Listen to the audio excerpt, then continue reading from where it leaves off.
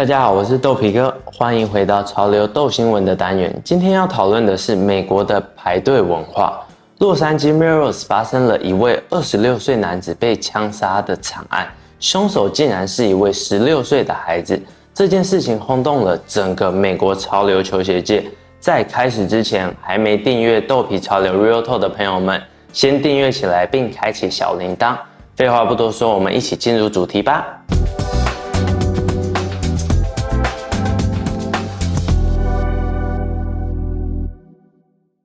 美西时间2021年8月12日，洛杉矶警察逮捕了一名16岁少年。这位少年涉嫌枪杀了 Melrose Shoe Palace 的一名店员。当时店员只是想要安抚排队民众爆发的一场冲突事件。回到美西时间2021年8月11日周三中午，这天在 LA 最主要的潮流聚集地 Melrose 有间鞋店 Shoe Palace。因为周末有鞋子要发售，所以懂的人都知道需要提早来拿 raffle ticket。案件令人震惊的不仅是凶手只有16岁，而是这次抽签的鞋子只是双 Nike Dunk Low Camel， 其实只是双普通的 Dunk，resale 的价值也不是非常的高，差不多在140到150左右。也就是说，这双鞋只有$20的利润。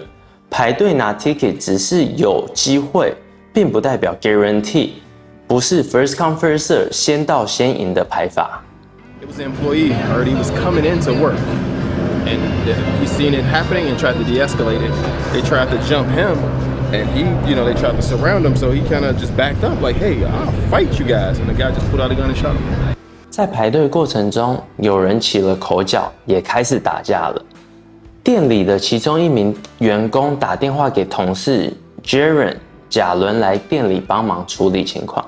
当 Jaren 来到店里的时候，开始安抚这群人，这群人开始要对他动手，他不断的往后退，试着安抚对方，但这群人有人拔枪向 Jaren 直接开枪了，接着坐上轿车逃亡。救护车来到现场的时候，开始急救，但是已经来不及 ，Jaren 宣告死亡。这件事情不知道大家听了有何感想？我自己当下听到的时候是非常难过。这个地点就是我居住的城市，也是我偶尔会去的地方。我相信排队文化在每个国家都有，只是因为一双不到$200市值的鞋子赔上一条人命，真的非常难过。在这里，我跟大家分享我身边的一个案例。前几年有位知名 Supreme 卖家遇到的一个事件，市值10几万的 Supreme 单品，当天发生的时候，就是他们排完队进到店家买了大包小包的，因为他们是卖家，所以他们是买了非常多东西。那当他们出来的时候，两个人手上都是拿着大包小包的。那当时他们只是要拿去他们车上放，他们车子可能停离店里，可能也就是5分钟走路的路程。当他们才离开 Supreme 不到2分钟，还不到转角的地方，就有两个还是3个外国人就直接冲过来要把他们手上的袋子抢走。那当时他们一男一女，那些外国人他们是朝着男生的袋子里抓。但是当下这个男生他紧紧的抓住这袋子，不想被人家拿走。那当时旁边这个女生也是这位知名的 Supreme 卖家，也没有办法多做什么，她只能叫 help 跟旁边的人说，因为其实旁边都有人，对面旁边其实都有人在旁边，不是说很空旷的地方。但当她叫 help 的时候，其实大家可能只是看一下，没有真的过来帮忙，也没有帮他们报警或什么。但是因为事情发生太突然了，其实就算你报警了，也来不及了。对，那当下这个男的他没有把手松掉，最后他的头应该是被打受伤，有打破，所以最后可能也是要去医院去做治疗，甚至是缝的一个状况。最后他们的袋子也还是被抢走了。那如果知道的是，他这个袋子里面所有的商品是差不多十几万台币的货品。这件事情真的就是在 Mirror 上面会发生的事情，就是因为这个治安没有到非常好，但是所有的潮流聚集地，很多潮流店都在这个上面，所以大家来朝圣的时候，还是要自己要小心自己的安危，在逛街的时候。其实还有很多关于这种排队冲突、买卖诈骗、遇到假鞋的一些情况，之后再做视频跟大家分享。回到 Mirror's LA 潮流街，也是各国观光客、潮流人来 LA 必要来的一个地点。这条街上面有非常多的潮流店，有几家潮流店我都有跟他交易过，还有 consignment 寄卖过。Supreme LA 也是在 Mirror 上面，之后有机会再做一集跟大家介绍 Mirror 的店家的特色。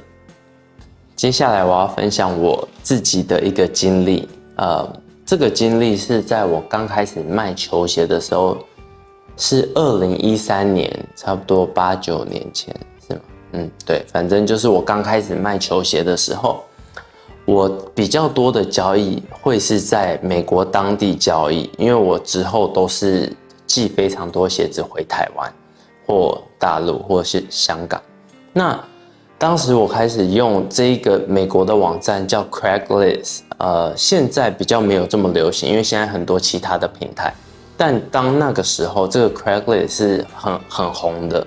那很多人在这 Craigslist 上面呢，都是在上面买东西，不管是任何东西，鞋子啊、家具啊、二手啊、全新，各种东西，大家都会在上面买卖。那在这个网站上面的方式是你留下你的 email， 或者是你愿意留下你的电话，让人家直接跟你联络，就可以直接有最快的联络方式。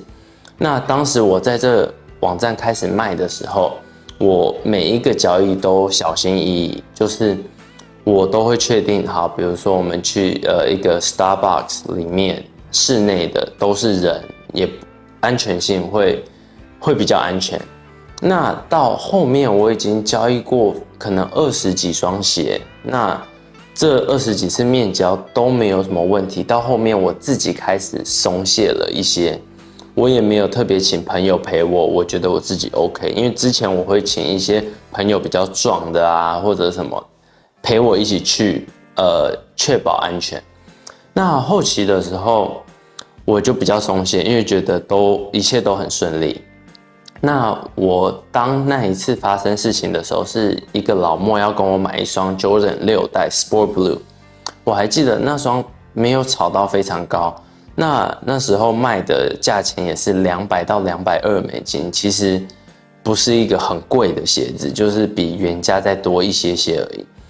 那当时我就跟这老莫约在我上班外面的停车场，我在这个停车场已经交易过非常多次了，所以我觉得都没有什么问题，而且那一块是华人区，所以我是觉得交易这么多次应该没有问题。那我在当天这个老莫来的时候，我也就是想要赶快跟他交易完，因为我要去上班了，因为我再拖我上班就要迟到了。